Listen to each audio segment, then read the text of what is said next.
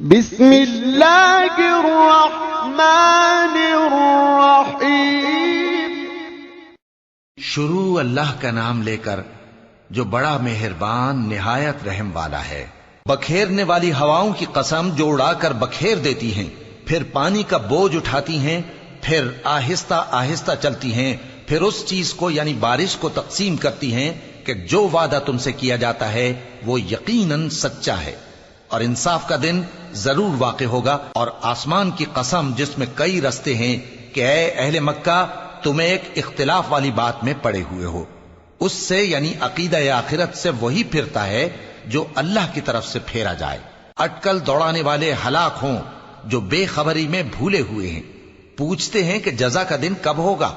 وہ دن ہوگا جب ان کو آگ میں عذاب دیا جائے گا۔ اب اپنی شرارت کا مزہ چکھو، یہ وہی ہے جس کے لیے تم جلدی مچایا کرتے تھے۔ بے شک پرہیزگار بہشتوں اور چشموں میں ہوں گے، اور جو جو نعمتیں ان کا پروردگار انہیں دیتا ہوگا انہیں لے رہے ہوں گے۔ بے شک وہ اس سے پہلے نیکیاں کرتے تھے، رات کے تھوڑے سے حصے میں سوتے تھے اور صبح کے اوقات میں بخشش مانگا کرتے تھے، اور ان کے مال میں مانگنے والوں اور نہ مانگنے والوں دونوں کا حق ہوتا ہے۔ اور یقین کرنے والوں کے لیے زمین میں بہت سی نشانیاں ہیں اور خود تمہاری جانوں میں، تو کیا تم دیکھتے نہیں؟ اور تمہارا رزق اور جس چیز کا تم سے وعدہ کیا جاتا ہے آسمان میں ہے، تو آسمان اور زمین کے مالک کی قسم یہ اسی طرح قابل یقین ہے جس طرح تم بات کرتے ہو۔ اے نبی، کیا تمہارے پاس ابراہیم کے معزز مہمانوں کی خبر پہنچی ہے؟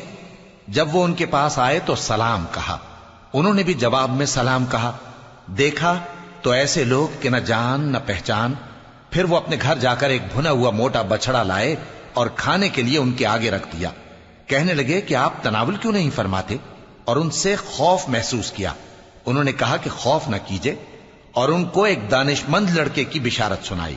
تو ابراہیم کی بیوی چلاتی آئیں اور اپنا منہ پیٹ کر کہنے لگیں کہ ایک تو میں بڑھیا، اوپر سے بانجھ۔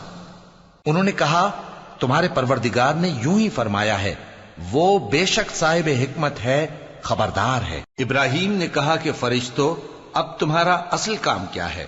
انہوں نے کہا کہ ہم گناہگاروں کی طرف بھیجے گئے ہیں تاکہ ان پر گارے کی پتھریاں برسائیں جن پر حد سے بڑھ جانے والوں کے لیے تمہارے پروردگار کے ہاں سے نشان کر دیے گئے ہیں۔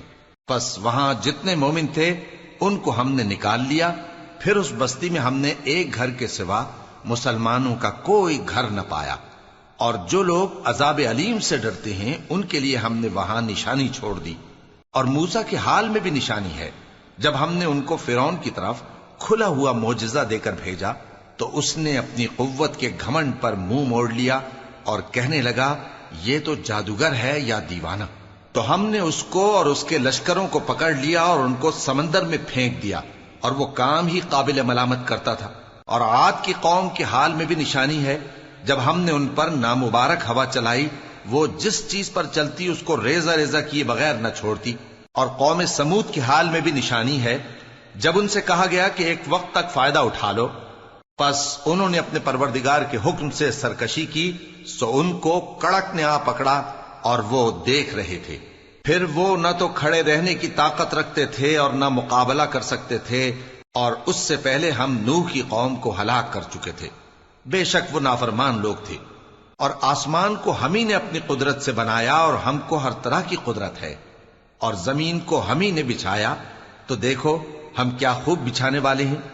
اور ہر چیز کے ہم نے دو دو جوڑے بنائے تاکہ تم نصیحت حاصل کرو۔ تو تم لوگ اللہ کی طرف دوڑ چلو، میں اس کی طرف سے تم کو صاف صاف خبردار کرنے والا ہوں۔ اور اللہ کے ساتھ کسی اور کو معبود نہ بناؤ، میں اس کی طرف سے تم کو صاف صاف خبردار کرنے والا ہوں۔ اسی طرح ان سے پہلے لوگوں کے پاس بھی جو پیغمبر آتا تو وہ بھی اس کو جادوگر یا دیوانہ کہتے۔ کیا یہ لوگ ایک دوسرے کو اسی بات کی وصیت کر مرے ہیں؟ نہیں، بلکہ یہ شریر لوگ ہیں۔ تو اے نبی ان سے منہ موڑ لو، تم کو ہماری طرف سے ملامت نہ ہوگی، اور نصیحت کرتے رہو کہ نصیحت مومنوں کو نفع دیتی ہے۔ اور میں نے جنوں اور انسانوں کو اسی لیے پیدا کیا ہے کہ وہ میری عبادت کریں۔ میں ان سے رزق تو نہیں مانگتا اور نہ یہ چاہتا ہوں کہ وہ مجھے کھانا کھلائیں۔ اللہ ہی تو سب کو رزق دینے والا ہے، زور آور ہے، مضبوط ہے۔ سو کچھ شک نہیں کہ ان ظالموں کے لیے بھی عذاب کی نوبت مقرر ہے۔ جس طرح ان کے ساتھیوں کی نوبت تھی، تو ان کو مجھ سے عذاب جلدی نہیں طلب کرنا چاہیے، پھر جس دن کا ان کافروں سے وعدہ کیا جاتا ہے اس سے ان کے لیے خرابی